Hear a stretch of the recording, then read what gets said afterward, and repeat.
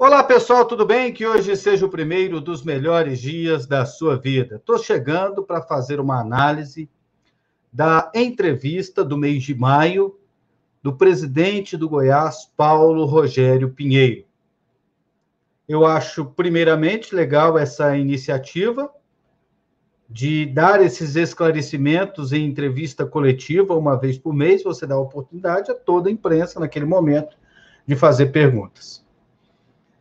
Às vezes tem a limitação, você só pode fazer uma, só que dessa vez até tivemos a oportunidade de fazer mais. O presidente falou, eu posso ir até meio-dia, então podem fazer mais perguntas. Isso é legal. E ele respondeu vários questionamentos. Pode ter faltado uma ou outra coisa, mas, no geral, eu acredito que ele trouxe algumas declarações que elas são suficientes para que a gente faça uma série de análises. É lógico que a gente não concorda com todas, concorda com uma coisa ou com outra, e isso faz parte do mundo do futebol. Concordar, discordar, polêmica, entrevista, frases, declarações. Então, isso tudo faz parte da análise do envolvimento do esporte. Então, vamos lá. A declaração que mais chamou a atenção, com certeza, foi o fato dele ter admitido o erro no planejamento. E que esse erro, essa foi a parte até que me surpreendeu, que eles sabiam que estavam errando ao promover tantos jogadores para o time profissional. Usar a base quase 100% no campeonato estadual. Pois é, que estava errado, todo mundo sabia que estava errado. Então, legal, o presidente admitiu o erro. Agora, admitir até que sabia que estava errado, aí não. Eu acredito que o Goiás, se ele tinha a percepção que estava errado, a mesma percepção que a gente tinha aqui de fora, o Goiás ele deveria ter investido. Mas era o que a gente podia fazer. Não é bem assim. O Goiás podia fazer mais. Não tinha dinheiro nem para viajar. Arruma. O Goiás é um time que tem o nome limpo na praça. A família Pinheiro é um nome que tem credibilidade em Goiás. Então, o Goiás ele poderia ter viabilizado a contratação de reforços, pelo menos para substituir aqueles mais experientes que estavam dando uma sustentação na reta final do Campeonato Brasileiro, que fizeram com que o Goiás até sonhasse com a permanência. Não teve substituto para o Rafael Moura, não teve substituto para o Fernandão, não teve para o Ariel Cabral, com toda a limitação do Ariel Cabral, não teve substituto para o Shailon. Então, por exemplo, se trouxesse 4 jogadores, gente, 4 jogadores, a situação do Goiás poderia ter sido diferente no Campeonato Goiano e na Copa do Brasil. Uma ou duas fases, mais uma ou mais duas fases, chegando à terceira fase da Copa do Brasil, pagaria esse investimento. E mesmo que não pagasse, o Goiás já teria no seu elenco jogadores ambientados e entrosados, prontos para o Campeonato Brasileiro da Série B. Muito diferente de jogador chegando a uma semana, 2 semanas antes da estreia da principal competição que o Goiás vai terminar no ano. Então, foi muito pesado, na minha opinião, o presidente ter dito dessa forma, de que sabia que estava errado. Então, o Goiás ele precisa se virar nos 30. Até porque o Goiás é um time de 40 anos de Série A de Campeonato Brasileiro, é o time que mais conquistou títulos no Campeonato Estadual, é um time que tem certidões negativas, é um time que tem patrimônio. Então, o Goiás não poderia não merecia o início de ano que acabou fazendo no Campeonato Estadual e na desclassificação na primeira fase da Copa do Brasil contra o fraco Boa Vista. O Goiás merece muito mais que isso. Merece a ousadia que foi prometida pelo presidente lá na eleição. Pois é.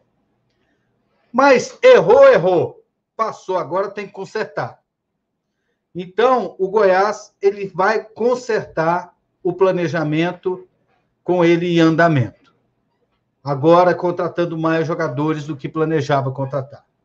Estava falando no início do ano de contratar 6. Contratou 3. O Popó, não sei se eu conto o Popó como reforço, Vinícius Popó, do Cruzeiro, o Ivan e o Elvis. E agora vai trazer mais 8 dentro de 15 dias. Vai chegar a 11 jogadores. Depois planeja contratar mais 2 com o campeonato em andamento.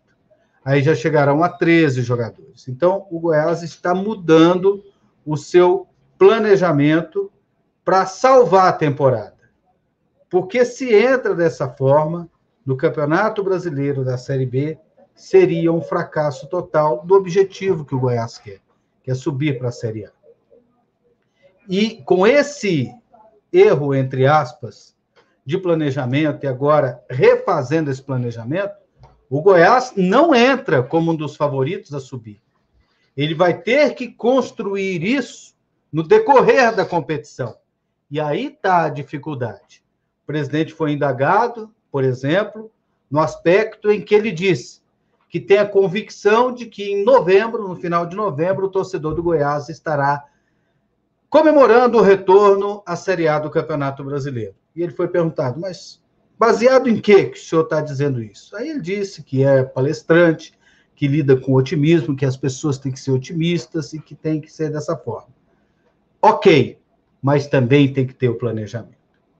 E o Goiás hoje não está com planejamento ideal para subir. Se der liga, vai contar com a sorte, vai contar com o trabalho, com a percepção de quem está contratando, com o trabalho do pintado. Mas o trabalho hoje, que a gente está vendo até agora, não é um trabalho de planejamento de um time que vai subir para a Série A. O trabalho de um time que vai subir, por exemplo, é o do Cruzeiro, já está com um time pronto, disputando o Campeonato Mineiro, já está lá na final. Tem o trabalho também do Coritiba, que contratou o Gamalho, que está lá no Campeonato Estadual, que está na Copa do Brasil. Então, o Goiás, a gente não sabe quem vai ser a dupla de zaga do Goiás, quem é o lateral esquerdo do Goiás. Há 3 semanas de começar o Campeonato Brasileiro da Série B. Qual é a dupla de volantes, quem vai ser o centroavante. Então, o time que o Goiás terá para a Série B, ele ainda não está em Goiânia. Ele ainda não está treinando. O time da Série B, os jogadores que vão disputar a Série B, eles ainda talvez nem se conheçam. Eles não chegaram ainda. Então, o Goiás ele está atrás dos seus adversários. Vamos olhar pelo otimismo? Ok, otimismo, vai subir, ok. Mas pela lógica, pelo que a gente está assistindo no momento, o Goiás está um pouco distante. Ele citou outras coisas interessantes, por exemplo, que as coisas no Goiás no futebol são decididas por 5 pessoas, ele, o Arley e mais 3 que ele não vai revelar o nome para não expor. Eu acho que poderia revelar, não teria problema nenhum. Eu imagino que deva ter o Edminho, o Ailê, o Osmar Lucindo, eu imagino que esses 3 completem aí o grupo dos 5. Lembrou a situação do Glauber, o Glauber continua porque tem curso. Isso aí era que a gente já imaginava. E uma coisa que incomodava o presidente também me incomodava também, de ver o Glauber auxiliado ao Augusto. O Glauber tinha curso de treinador da Série A e o Augusto não tinha. Como é que pode um negócio desse? E o Augusto tinha jogador de futebol, foi jogador de futebol, o Glauber não foi, e o Augusto mais velho, há mais tempo no futebol que o Glauber, e o Glauber já tinha curso da CBF. E aí sai informação na coletiva que não se inscreveu, inclusive, no último curso. Aí fica difícil defender o Augusto. Então ele vai ter que ser só treinador de categoria de base. Ele não vai ter condições de ser treinador de Série A. Então, O Goiás ele faz certo. Mantém o Glauber, tem mais 6 meses de clube, tem curso. E para que pagar o Augusto se o Augusto não pode ser treinador? O Augusto ia passar a ser auxiliar do Glauber? Auxiliar do auxiliar? Já que o Glauber virou auxiliar da comissão técnica permanente? Então, por esse ponto, dá para entender a saída do Augusto e a permanência do Glauber agora como aquele treinador que, se não der certo o Pintado, aí o Goiás contratar outro, aí precisar de um terceiro, pode terminar o campeonato com um da casa, já que essa é a nova regra de transferência de treinadores do Campeonato Brasileiro da Série B.